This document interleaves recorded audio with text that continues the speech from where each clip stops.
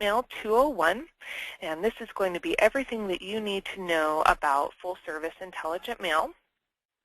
My name is Kim Mock, and I'm the Postal Product Specialist here at Satori Software. I've been in the mailing industry for about 10 years now, and I'm the Intelligent Mail Specialist here at Satori, so feel free to ask any questions that you have about intelligent mail here. Also, the session today will be recorded, and we'll be able to post that on our website in a few days' time. So feel free to check out our website, satorisoftware.com/webinars, and you'll be able to see a recording of this session as well. We have had some complaints about the volume quality of these webinars in the past. Unfortunately, we were not able to identify what the problem was. We suspect it's with the GoToWebinar program. So you may want to turn up your volume because this is about what you're going to get right now. So let's talk about what we're going to cover today. First, we're going to go ahead and recap what we covered in the Intelligent Mail 101 class, which is the basic Intelligent Mail class. Then we'll start talking about full service, where it came from, what it's going to do to benefit the post office as well as mailers. We'll also talk about all of the requirements that are required for full service, everything that you'll need in order to move over to full service. We'll talk about all of the different barcodes that are included within the full service program, as well as electronic documentation and any other requirements that are available for full service. We'll talk about the process of getting certified, which can be a little daunting for a lot of customers. And we'll actually give you a suggested timeline that will give you your battle plan so that you can move to full service in a timely manner and not get stuck behind the 8 ball at the end of 2013. So first, let's talk a little bit about Intelligent Mail 101. So this was the class that we covered just a few weeks ago. It will be repeated here in September as well. And basically in the Intelligent Mail 101 class, we talked about the basic Intelligent Mail barcode, which is the replacement for the PostNet barcode. Now the PostNet barcode is going to retire in January of next year. And the last day that you'll be able to use it for an automation mailing will be January 27th. So starting January 28th, if you want to continue to get those automation discounts from the post office, you will need to migrate over to the Intelligent Mail basic barcode. And so that basic Intelligent Mail barcode is going to satisfy all the requirements that the post office is going to have for 2013. And most of the data that you have with the Intelligent Mail barcode, since there is quite a bit of additional data that's stored in that barcode, can be generated with the software that you have today.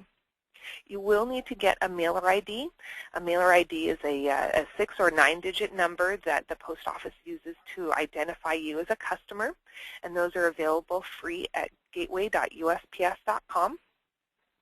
And of course, we always recommend when you're migrating to a new postal technology that you keep in close contact with your postal personnel and that you test any new printing schemes that you have, including this new barcode. So we suggest printing out about 30 to 50 pieces with this new barcode printed on them, and have the post office check them to make sure that they're readable. So now that we've kind of covered the basic Intelligent Mail barcode, this is basically what you're going to need for 2013.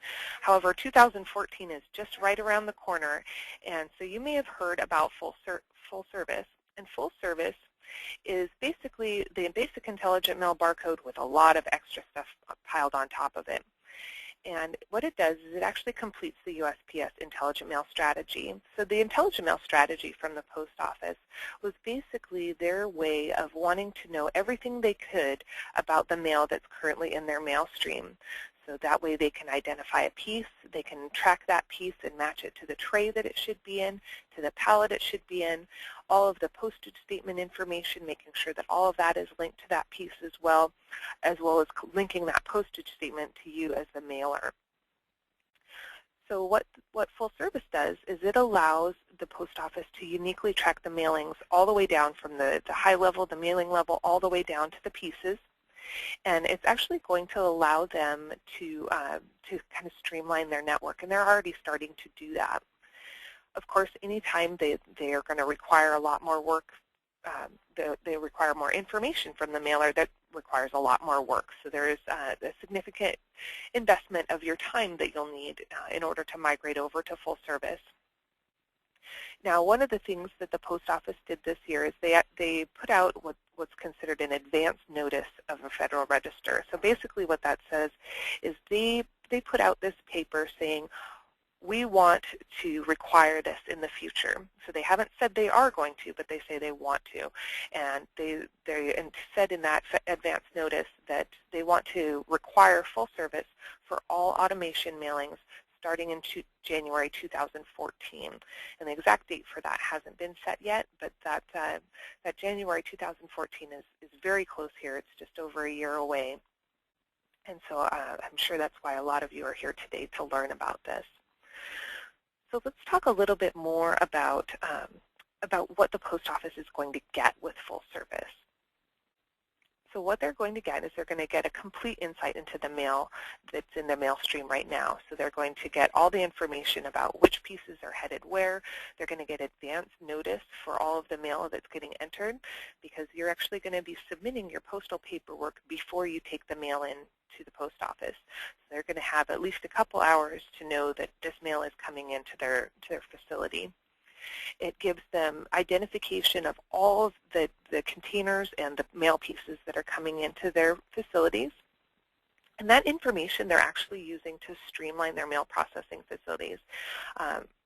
Last month here in Washington, D.C., they demoed a program that they're using internally where they actually track all of the mail that's coming into their facilities, and they can actually identify any problems that they're having processing that mail. And if they identify a pallet or a tray that has been sitting on the dock for too long, they can actually identify that in their computer systems now and give a notification to that facility that that mail needs to move. So it's actually improving the mail delivery. And then, of course, one of the things that they're required to do is they're required to report their service performance to their Board of Governors. And so the intelligent mail information from full service is being used to report that service performance. So the next question you may be asking is, what's in it for me? Well, as a mailer, you do get the mail piece tracing data. So that's the confirm or the IMB tracing data that the Post Office offers. You can also get that information for free with the basic intelligent mail barcode. Of course, it's in a very raw format, which is why we have a system called EasyTrack, which will allow you to gather that information and put it into a series of reports that's very useful for you. In addition to the tracking data that you get with basic and intelligent mail, with full service you get free ACS. And so that ACS stands for Address Change Service. And it's another way to update your addresses with information for people that have moved. So you've got NCOA link, which will happen on the front end, that'll pre-process your addresses, so that way the mail piece is getting sent to the correct location. However, if that person has moved in the meantime, or if the carrier finds a problem delivering that mail piece, you can get that information from ACS. Another thing that they've added just this year is the availability within full service for you to get container and pallet tracking data.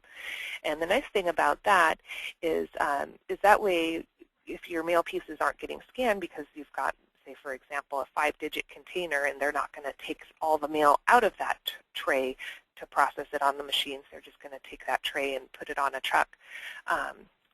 All of that information from the tray can actually be tracked as well. Of course, the Post Office is using all of this data to optimize their mail processing, and so because of that, you may have already seen some increases in the speed of delivery, even if you're not using full service today. And in addition to that, today you can also get an additional discount for all of your mail that's sent using full service. So you'll get $1 per 1,000 pieces when you're mailing standard mail and periodicals. You can also get $3 per 1,000 pieces if you're sending first-class mail, and that's just on the pieces that are full-service compliant. And then, of course, since they are intending to require this in 2014, you would need this in order to get your automation rates. So that'll be an even bigger incentive starting in 2014. So let's talk about what you'll need to do in order to qualify for full service.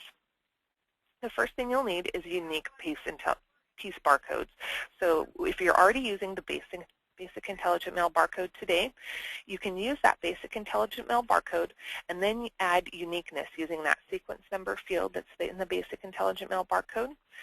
A lot of software programs, including Satori software programs, will maintain that uniqueness for you.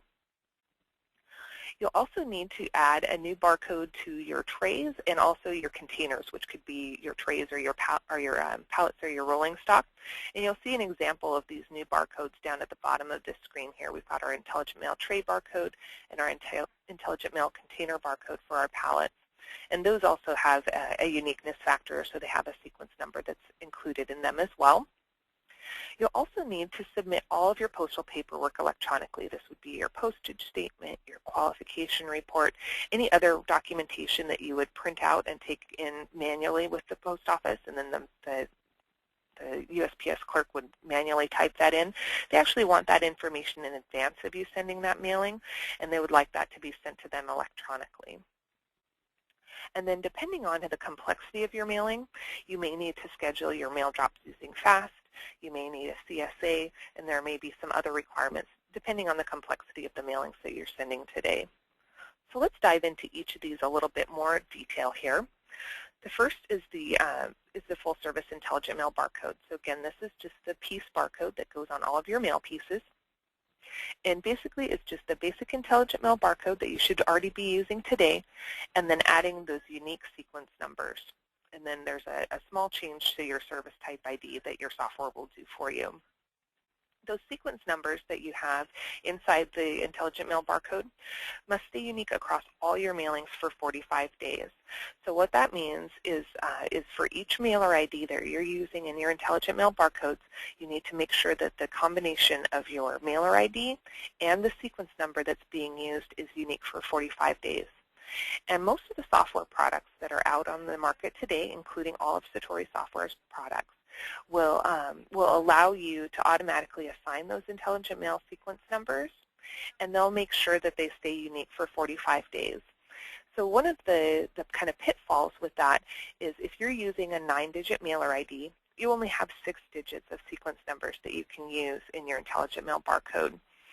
So if you mail quite a bit within those 45 days, you may use up all of those sequence numbers pretty quickly. In that case, that's when we would recommend that you get an additional mailer ID. Again, mailer IDs are free. You can get those from the post office, and they're actually assigned based on your volume. So if you can show that you're going to be using up those sequence numbers pretty rapidly, they will assign you an additional mailer ID. So the next barcode that's going to be required is the Intelligent Mail tray barcode. And you may already be using this barcode today and not even know it. So basically, the new barcode on your trays is just a little bit longer than the tray barcode that we had before. Before it was 10 digits, and now there are 24 digits of data that are included there. And again, there is a sequence number that's included in this barcode as well. And that sequence number must stay unique for 45 days as well. There's quite a bit of information that's embedded into this barcode, including where that tray is headed, your mailer ID, and that sequence number. So this tray barcode, even though it's called a tray barcode, is also used for sacks as well. And it is a 2-inch tall barcode. So if you're using the very old sacks to containerize your mail, then you will need to migrate to the sacks that have the spot for the 2-inch tray label or sack label there. And again, most software products will manage this and create that barcode for you. So the next barcode that we need to talk about is the container barcode or the pallet barcode.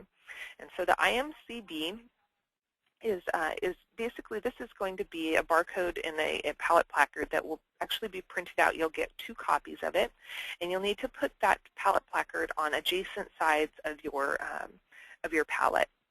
And there are 2 sizes that are available. There's a standard 8.5 by 11, so just a regular letter size paper, and you could also print a smaller version, which is a 4 by 7 version. And both of them contain the exact same data. And again, with the container barcode, there is a unique sequence number that's required there. It also includes your mailer ID information and where that pallet is headed. Now, quite a few facilities are, unfortunately, they're misinterpreting the regulations when it comes to this container barcode, and they're saying that that container barcode is required even if you're not putting your mail on a pallet, and that's actually incorrect. And so if you encounter anyone at the post office who's requiring you to print out this barcode and you're not putting your mail on a pallet or a rolling stock or an APC, then you do need to educate them that that's not a requirement if you're not submitting your mail that way. If you are just submitting your mail in trays or sacks, then you are not required to generate this barcode. However, if you are submitting your mail on a pallet, then you would be required to print out this barcode on those larger containers. And again, any software package, including Satori software packages that support palletization, are going to be able to generate this barcode for you, and they'll make sure that it stays unique for those 45 days. So the next thing that's really the biggest hurdle when it comes to Intelligent Mail full service is going to be electronic documentation. So let's talk a little bit about what electronic documentation is. And basically what it is it's an electronic version of the paperwork that you're submitting manually today. So anything that you would print out other than your tray barcodes and your mail pieces themselves. So this would be your postage statement, your qualification report, any of your manifest paperwork, or any of your other documentation that you may include with your mailing there. You can submit all of that information directly into PostalOne. So PostalOne is the system that the USPS uses to manage all of their mailings across all their systems. And by submitting all of this directly into PostalOne, this will completely eliminate your printed paperwork. So you would not be required to send in a paper postage statement anymore after using electronic documentation. So in addition to those documents that you see there, there are some additional fields that are required for this electronic documentation. And the most important of those is something called a CRID, or a Customer Registration ID. Sometimes it's called a CRID. And so one of the things that a lot of mailers get confused about is you do have your CRID, and then you also have your mailer ID or your MID, and you are required to have both. So that's something that you will need to get. Again, the CRIDs and the MIDs are free, and you can get those from the Gateway website, gateway.usps.com. And you will need to identify yourself, and if you're mailing for someone else, so if you're a mail service provider and you're mailing for another agency, you'll need to identify in your electronic documentation who you are with your own CRID, and then you'll also need to have a CRID for the customer that you're mailing for. So that's a very important detail when it comes to your electronic documentation. Make sure that you have a CRID, that customer registration ID, for both yourself and for the customer that you're mailing for. Let's talk a little bit more about electronic documentation here. There are 3 ways that you can satisfy the electronic documentation requirement. The first is the Postal Wizard, and that's a pretty straightforward way of entering that information manually into the PostalOne system. There's Mail.dat, which is a mailing database. And there's Mail.xml, which is kind of a streamlined way of submitting that information to PostalOne. And all of these systems will directly input all of the information for your mailing directly into PostalOne. And once you've done that, then PostalOne will assign your mailing a job ID. And so basically, instead of taking your paper postage statement to the post office with your mail, you would bring that job ID with you. And that way, when you go in and you submit your mail, the clerk will be able to look up that job ID in PostalOne. All of your information will already be in there, so they won't have to key anything in manually. And then they'll just match up what's in PostalOne to what you bring in, and then accept your mail. Let's go into each of these electronic documentation types in more detail. The first is the Postal Wizard. And this is a way for you to enter just the postage statement information directly into the PostalOne website. So basically, this is just going to be a form where you're manually typing in all the information that's on your postage statement. So you'd be entering in automation mail. I have 300 pieces at 5-digit rate and 150 pieces at the 3-digit rate. Now, this is available for full-service mailings of under 10,000 pieces. So if you're regularly sending mail that has more than 10,000 pieces at a time, then the Postal Wizard is probably not going to be the best option for you, just because you're going to want to select one electronic documentation option and use it for all of your mailings. If you try switching between the different options, it can get confusing at times. So another thing about the Postal Wizard is it really only supports simple mailings. So if you're doing something complex like if you're using pallets or if you're doing mixed weights or something along those lines, that would not be supported by the Postal Wizard. Those are a little bit too complex for you to be entering manually. And again, it is a manual process. You are going to have someone physically typing in all of this data. Basically, you'll print out your postage statement and then you'll manually type all that into their website. So if you're not looking for a manual process, there are some other options that are available. The next option is Mail.dat, and Mail.dat is a mailing database, and this is basically the industry standard for mailing information today. Mail.dat has been used in the mailing industry for many, many years, and it's well established for communicating mailing information between companies and then also with the post office. So it actually contains all the information about your mailing except the addresses that are actually in your list. So this is going to contain all the information about your permit, all the information about how your mail is organized within your mailing. And so it's a very complete and comprehensive way of defining your mailing. I kind of think of Mail.dat as the encyclopedia of your mail. It has everything that another company would need to know about that mail in order to take care of it and to understand what's going on in your mail. There are some extra costs that may be required.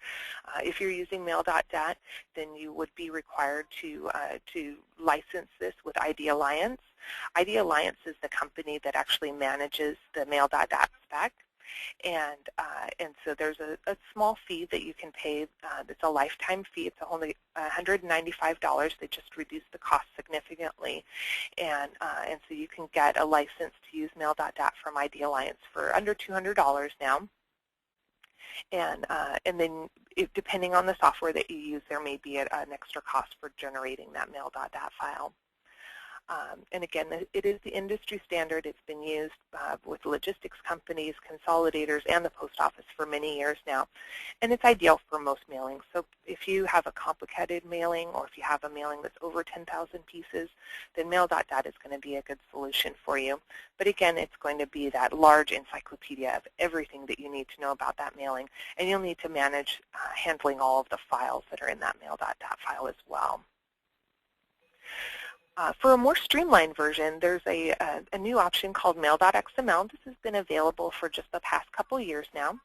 And instead of being an encyclopedia view of your mail, Mail.xml is basically the equivalent of text messages. So this is just sending over to the post office the information that the post office needs to know about that mailing and just sending over those crucial details.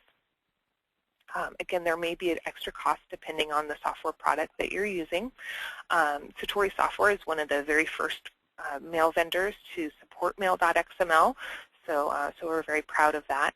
And it is a new industry standard. It's also maintained by ID Alliance. However, you will not be required to pay that usage fee that you have for Mail.dat. So if you wanted to use Mail.xml, you wanted to save a couple $100, you could use Mail.xml as well. And how Mail.xml works is, like I said, it's very similar to text messages. So you as the mailer would be sending over those postage statements over to the post office, and then the post office will send back to you your job ID and your other information. And then you'll be able to send over any of your additional information, like your qualification report, your permit information, and all of that good kind of stuff. So it's a very streamlined process, and in Satori's bulk mailer product, it's a very easy to use system because it's all handled behind the scenes for you. So the next thing you'll need to know about full service is there is a certification process. So as you can see, there are very many different moving parts when it comes to putting together your full service mailing. And there is a testing process that's going to be required if you're using Mail.dat or Mail.xml. Because with Mail.dat and Mail.xml, you're communicating directly with the Post Office PostalOne system, they do want to make sure that the people that are submitting their files to them are trustworthy and they're not going to be breaking their computers and that all of the information is going to be submitted properly. So they do have this system called TEM. It's called the Test Environment for Mailers, and you are required to go through a certification process with the Post Office. The TEM certification process that we've had to date has been very lengthy, so there are very many scenarios that you're required to submit, and it's a manual process. You're actually having a person on the other end open up your mailings, open up your Mail.dat file or your Mail.xml submissions, and manually grade them. So it can take quite a while for that to happen. However, the Post Office just this summer just opened up a new streamlined process for TEM certification where they actually started testing the software vendors. And Satori has been very involved in that process.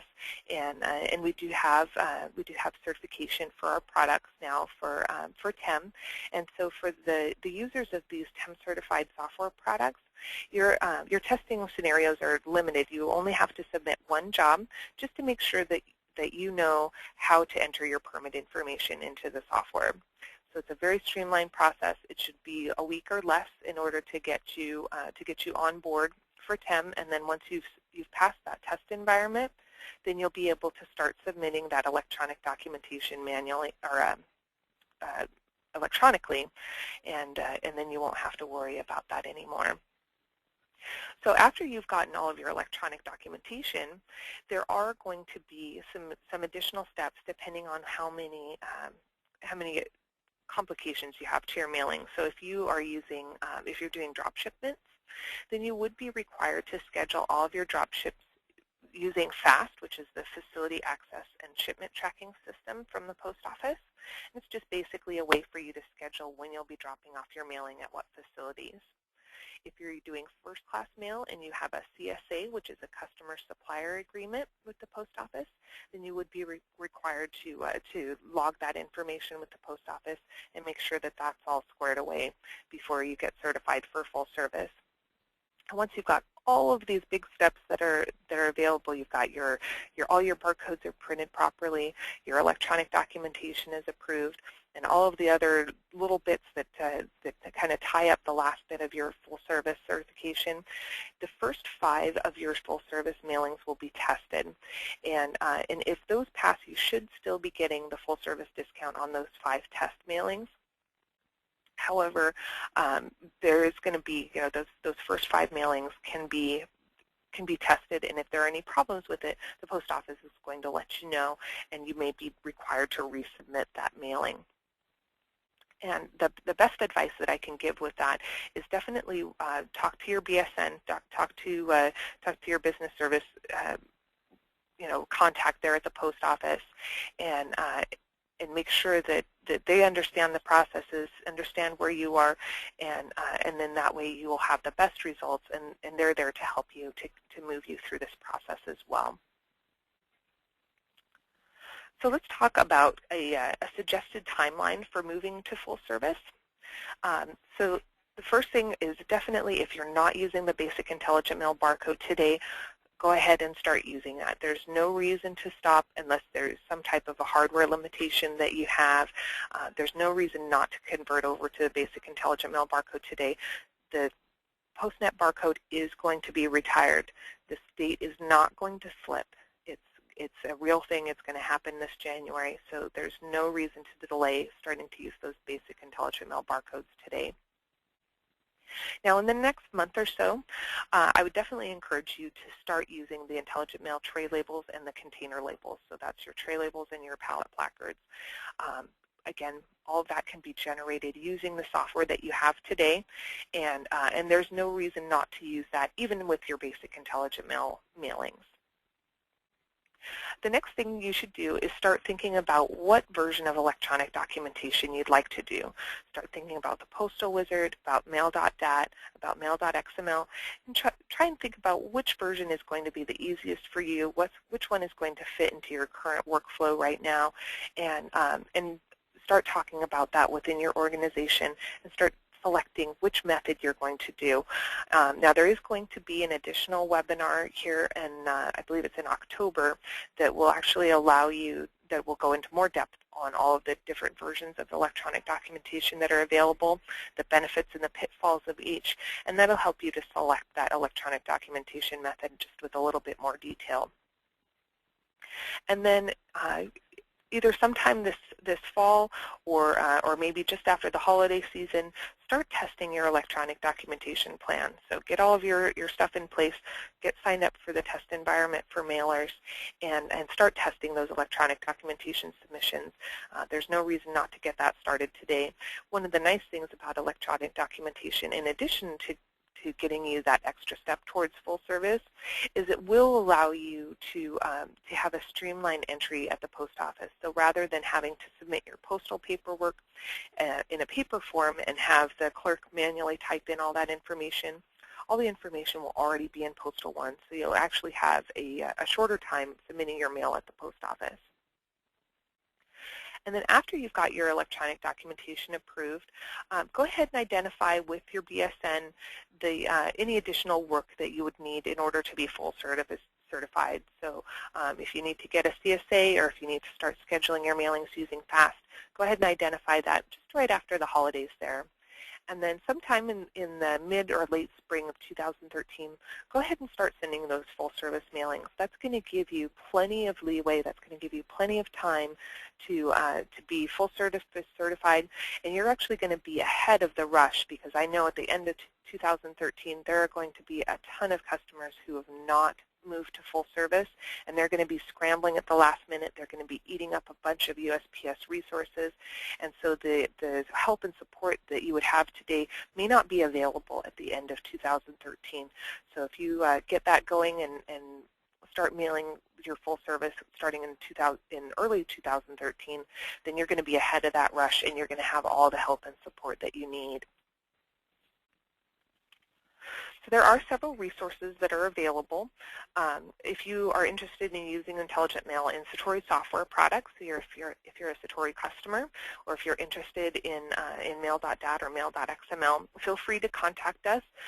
We do have a full Intelligent Mail section on our website. Just search for Intelligent Mail there at satorisoftware.com. Also, there are quite a few guides and specifications and quite a bit of documentation that can be a little bit of a headache to get through, but at ribs.usps.gov there's just a complete wealth of information. The post office also offers their own set of webinars that can be a little bit technical, they can be a little bit overwhelming, but there is quite a bit of information that's available at the RIBS website. Of course, you will want to get your mailer ID. Again, that's free. Get that at gateway.usps.com. That's also where you can get that customer registration ID, or your CRID. And then, of course, if you would like to encode or decode your Intelligent Mail barcode, they do offer an encoder tool that's available there. So just in summary, full service is going to be the mailing way of the future. This is the way that the post office wants to get their mail, and this is actually going to allow them to really streamline their processes. So it takes that Intelligent Mail barcode and really amps it up to the next level. They do intend to require full service in 2014, so it's best to be ready for when that date hits. And most of these tools are already in the software that you have today. If you have questions about your product, I definitely suggest getting in contact with your vendor. If you use Satori software products, feel free to contact your account representative and ask them about Intelligent Mail, ask them about electronic documentation and what's required there. And you do want to start getting a action plan. So definitely start looking at all the requirements for full service and map out exactly where you are on that spectrum there and start creating a plan, because it's not something that's going to happen overnight. It will take probably at least a week, depending on how far you are along the process to get full service certified. So at this point, I'd like to go ahead and open this up for questions. Again, feel free to type those questions into the questions box in the GoToWebinar panel on the right-hand side of your screen. And I'll go ahead and go through all of these here.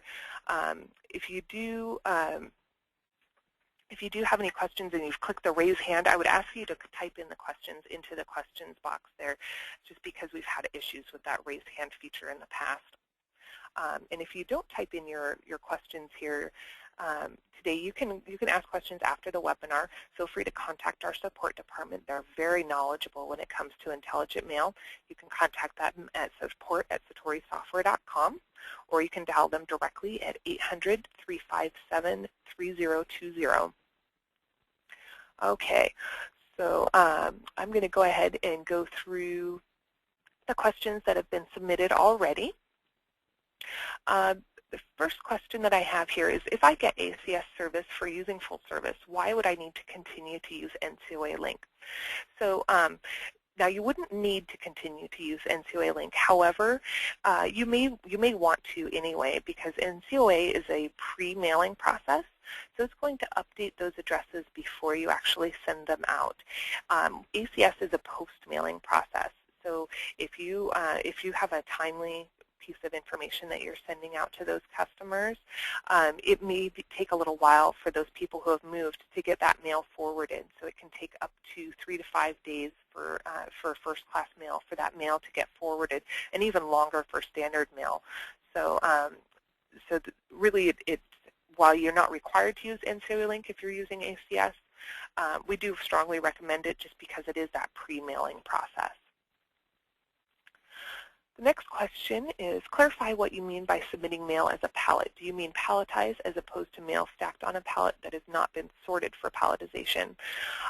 Basically, if you're using full service and you are actually dropping your mail off at the post office on a pallet, whether it's organized for palletization or if it's just trays randomly placed on a pallet, you would be required to submit using that pallet placard.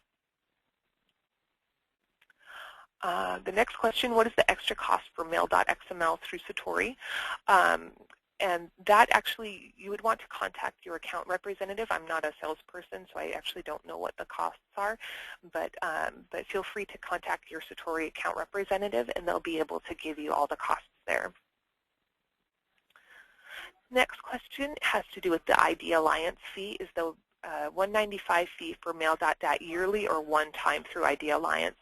And that's actually a one-time fee, so you'll get a lifetime subscription to ID Alliance for that $195. The next question, do we have to convert all mailings to full service at the same time, or can we do some at basic and some at full until we're comfortable with full service? Full service is not an all or nothing system. So as you can see, as we step through all of the processes, a lot of the things that you're doing with basic, you can start adding. So for example, the tray and pallet placards, you can start adding the electronic documentation. You can do all of that with basic today. And so once you have been approved for full service, you're not required to do full service for all of your mailings.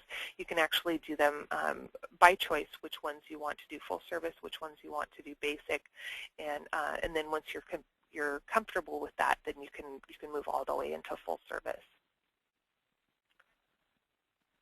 Okay, the next question is, we do NDC mail drops of pallets, but we use a consolidator for the drop shipment. How does that affect setting appointments through FAST if we are submitting the paperwork and the consolidator is setting the appointments?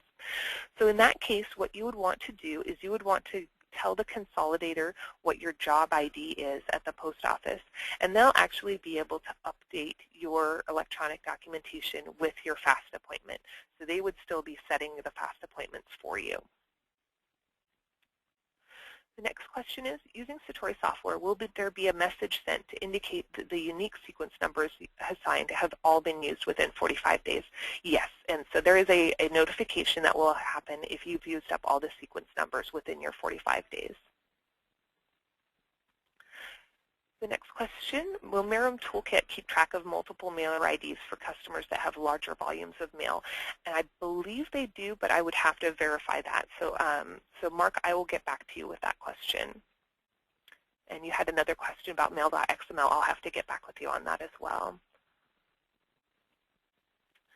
The next question is, all the nonprofits or clients that submit their own standard bulk mailer, will they be required to comply with the electronic documentation submission? If they do go forward with this full service requirement, then yes, all mailings that would want to achieve that automation mail rate would have to use electronic documentation. The next question is, where do I sign up for TEM? You can actually do that through the Business Customer Gateway. That's gateway.usps.com, and there's a link there for PostalOne, and then there's a and basically you would contact their help desk. And if you're ready to get that going, and if you're a Satori customer, feel free to contact our support department. We've walked several customers through that whole process, and we'd be glad to help you with that. Next question is, I did not hear if you stated how many mailings can mail on one mailer ID. Can you please advise? And that really has to do with the number of pieces that are in each mailing. So the mailer ID actually doesn't control the number of mailings you do. It has to control the number of pieces that you mail. So, so if you have a 9-digit mailer ID, then you basically have about 1 million pieces within that 45 days to that you can uniquely identify using that that sequence ID. Let's see, what else do we have here? Can a mail house register their customers for the mailer ID CRID, or must each customer process this on their own? There actually is a process that the post office has where the mail house can register all of their customers for a mailer ID and a CRID. And Roxanne, if you have a question about that, I'll go ahead and email you offline with that information. The next question is, we print out the address labels on postcards. Who would I contact to set up the format?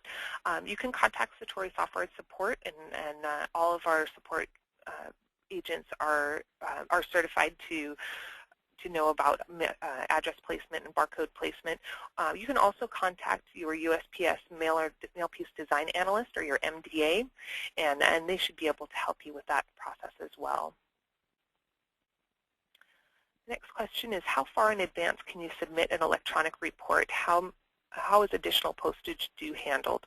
So basically with electronic documentation, you could submit the mailing up to like a month in advance. So you can prepare that mail and get it ready to go and send that electronic documentation well in advance of actually submitting the mail.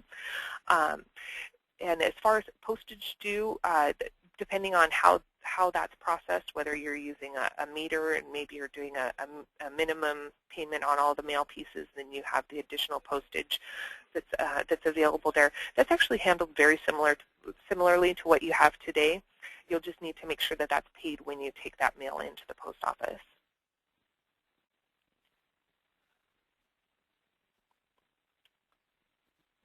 The next question is, how do you interpret the address corrections that come back electronically? So that has to do with ACS. And so there are several ways that you can get that information back. Basically, it's just a text file that contains the address that you submitted, and if there's a move, what the new move is. So, so some people will actually manually take that text file and manually change the addresses, and some people have a program that will interpret that information. The next question is, will you be giving these webinars again before January 2014? The answer is yes. We'll be repeating the Intelligent Mail series here again in September and October, and we'll also be recording these sessions, and we'll be posting them on our website as well. Next question, is there or will there be a tutorial for pre-sorting a full-service mailing?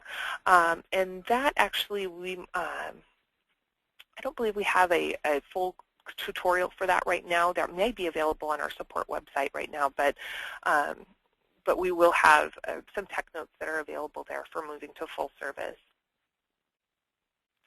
Next question, please repeat what the CRID is and where do I get it? The CRID is the Customer Registration ID, and you can get that for free at the Gateway website. That's gateway.usps.com.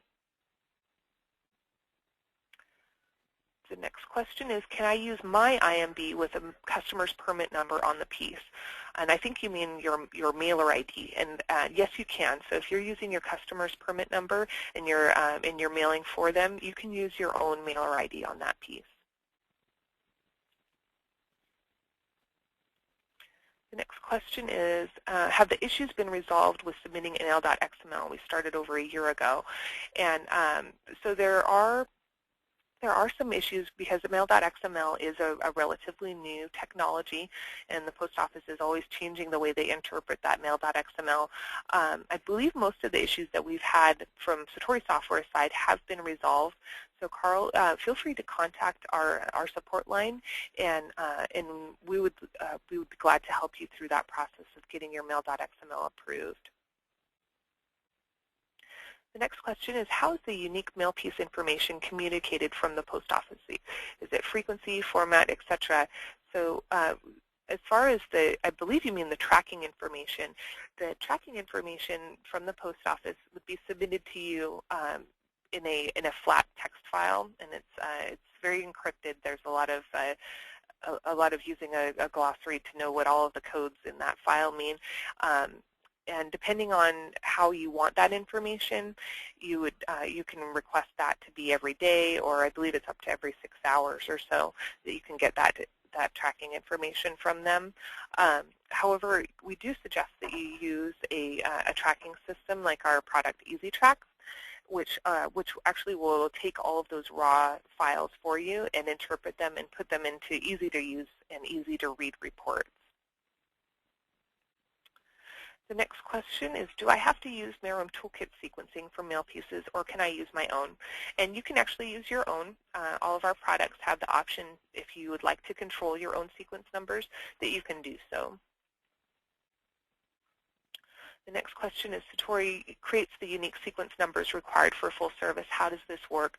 And so basically, those unique sequence numbers that are used in the mail pieces and the tray barcodes and also the pallet barcodes, we actually have an engine that we run on the back end of all of our mailing products that actually assigns all of those unique sequence numbers for you. And so we have actually a kind of a place where we store all that information as far as which sequence numbers were used with which mailer ID and at which date, and then they'll make sure that those sequence numbers are unique for that mailer ID. The next question is, do I need a pallet barcode if I put my trays in ATCs? So anytime you're putting your tray or your sack inside of another container, so whether that's an APC or some other rolling stock or a pallet, then you would need a pallet barcode. The next question is, I use Excel files. Is Mail.dat or Mail.xml better? It really depends on your process. So if you have a question about going through Mail.dat or Mail.xml, which one's going to be better, then I would definitely recommend attending our 0 to eDoc session that's going to be offered here in October.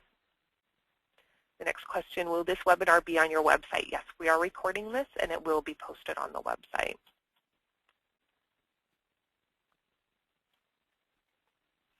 What data is required to create the pallet placard? And that's actually all the information for that's actually included as part of your pre-sortation. So the data on the pallet placard is going to be the destination of that pallet, your mailer ID, and a unique sequence number. The next question, how does full service apply to commingling?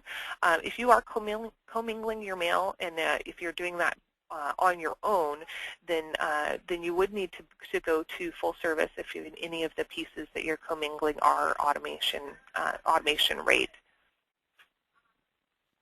The next question is full service required for all classes of discounted mail, only for automation discounted mail. So if you're only getting the machinable rates today, then you would not be required for full service. Again, the Post Office has only proposed to require this for automation. They haven't officially announced it yet. However, they really like their full service data. They've been pushing on this for several years now, and they really want everybody to move over to full service. The next question, using Satori software, can our account rep help us with the temp process? Yes, and also the support department as well. The support department has been through the temp process with several customers here, and they're well versed in all of the little details that can happen as part of the temp process. What happens if the mailing date changes after I submit my paperwork electronically? In that case, you would want to update your mailing date, and you can actually do that with quite a few of the products that are available today.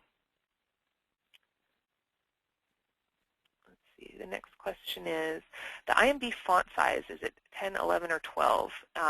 And so if you're using the Intelligent Mail barcode font that Satori software supplies, then you would want the font size for that to be 16. It's 16. The next question, when submitting mailings in advance, do you have to know the exact date that you will bring in to the post office? You would need to know that mailing date at least within a few hours of you actually physically taking that into the post office. When you first submit it, you don't need to know that mailing date. However, once you're ready and you've got that postage statement, you're ready to pay, and you know that you're going to be dropping it off that day, you will need to update the electronic documentation before you bring the mail in with that mailing date. The next question is, can you explain the 45 days limit? Do I have to apply for my IMB number every 45 days, or is it unique to my company for life? So so you'll get a mailer ID from the post office. Again, that's free and available at gateway.usps.com, and that mailer ID identifies you to the post office. So for that mailer ID, you'll also have a sequence number that's available in your Intelligent Mail barcode, and that sequence number has to stay unique for 45 days. So you can just start with one and start rolling through all of your mail pieces all the way up to the limit there. Now, if you do reach that limit, then you would definitely need to go and request another mailer ID. Again, that's free as well, and then you would be able to start over with one with the new mailer ID.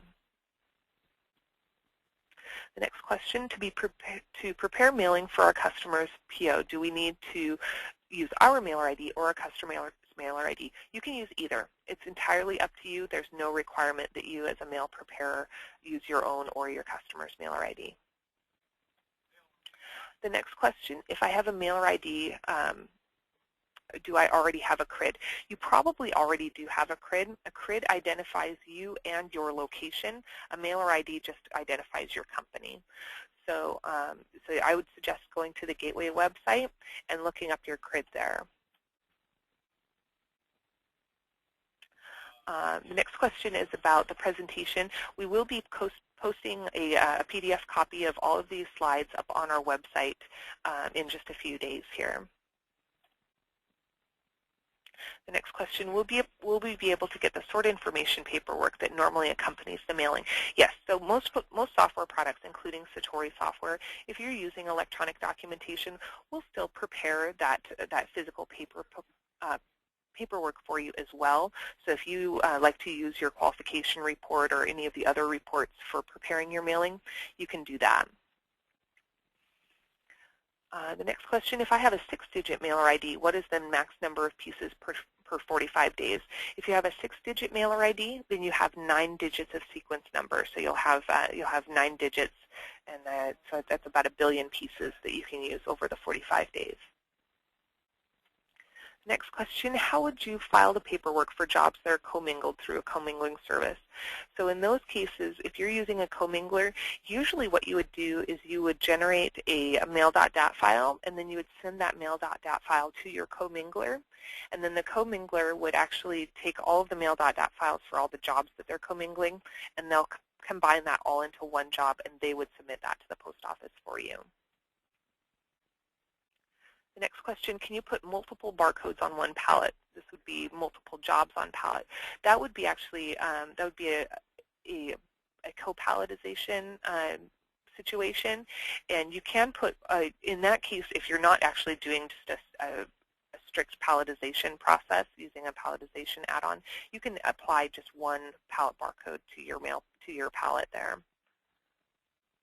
The next question, we are currently using basic intelligent mail and have a 9-digit mailer ID. Do I need to get a new one for full service? No, you can use that same mailer ID that you already have. If I set up my customer with a CRID, do I still need to get a ghost number for them? The CRID actually identifies the customer. The ghost number is slightly different, so you would still need to have a ghost number for them. The next question, if the mail date does change, do I just resubmit? Yes. So if you prepare the mail for Tuesday and you wind up needing to deposit it on Wednesday, then you would just resubmit your postage documentation. The next question, is there a setup with the USPS as far as sending the Mail.xml or a standard FTP site? The process for actually submitting the Mail.dat and Mail.xml files is very different. When Mail.dat, there's actually a program that you would download that will allow you to upload those Mail.dat files, and Mail.xml is actually a web service. So it's like a little message that's sent from your software directly to their system. And we'll actually cover that in very high-level detail in the 0 to eDoc session here in October.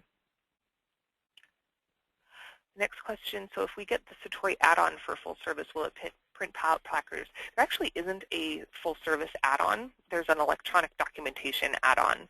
So, so there's a little bit of a difference there. And so Mike, if you have questions about printing pallet placards, I would definitely contact your account rep here at Satori, and then they'll be able to walk you through that process. The next question, how will submitting electronically affect needing an authorized signature from a company when submitted at the post office? So you're talking about the signature that goes on that postage statement. So in that case, basically the submission of your mail by uploading it using Mail.dat or Mail.xml to the post office, that's an implied signature, and so it's not going to be as tight as it was with your physical paperwork. And so, and then also through the whole TEM process, there's some agreements that happen there as well. So, so it basically by submitting your paperwork, by uploading that information, you're in effect signing it. Okay. The next question from Brenda is, where do I go to set up my customers with CRIDs? And Brenda, I'll contact you offline with a link to get that information to you. So at this point, we're at the end of our hour, and so I'm going to go ahead and wrap up this presentation today. Again, if you have any additional questions, feel free to contact us here at Satori, support@satorisoftware.com, and we'll be glad to answer any of the questions that you have. This session will be repeated here again in about an hour, and then again in the beginning of October. So, so at this time, I'd like to thank everyone for coming to our webinar today. Please feel free to fill out that survey that you'll be redirected to once you've closed the webinar. All of the Intelligent Mail sessions will be repeated again this fall, and we'll also have that 0 to eDoc in plain English class that's going to be offered here on October 24th that will allow you to select your electronic documentation that's going to be best for you. So at this time, I'm going to go ahead and end the webinar, and thanks everyone for coming today.